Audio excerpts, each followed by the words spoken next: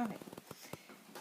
Jeg viser, hvordan jeg starter på de her tegninger, jeg laver, med at slå en hel masse luftmasker op, og mere end jeg skal bruge, så jeg slipper for at sidde og tælle, hvor mange jeg skal slå op.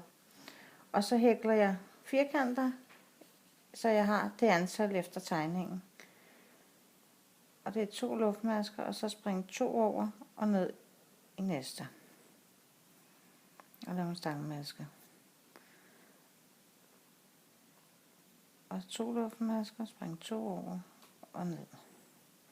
Nu siger vi, at jeg har det antal, jeg skal bruge. Jeg har nogle luftmasker her, jeg ikke skal bruge, men jeg vender.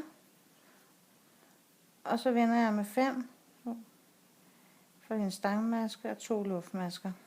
Og så ned i næste stangmaske og hækler.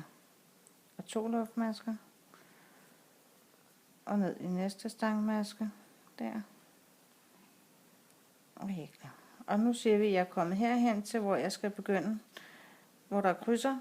Og det betyder, at jeg skal lave 2 stangmasker i hullet.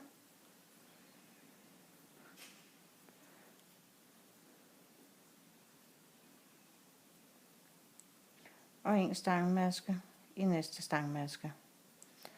Og der er 2 krydser, så jeg laver også i den næste 2 stangmasker i hullet.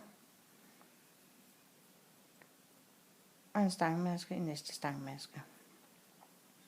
Og så er det 2 luftmasker. Og så er det bare at følge tegningen derudad. Nu vil jeg gerne pille de luftmasker op, jeg har for meget her. Så jeg tager en nål. Og så skal jeg ind og finde en lykke her. Og trækker den tilbage. Ind og finde lykken og træk den væk. Og ind. Og man skal lige passe på, at man ikke får taget for mange masker. Så nu tager jeg en mere her. Og prøver at trække i det. Sådan, så kommer jeg hen til mit hjørne. Og så kan du ikke se, at jeg har slået for mange luftmasker op. God fornøjelse.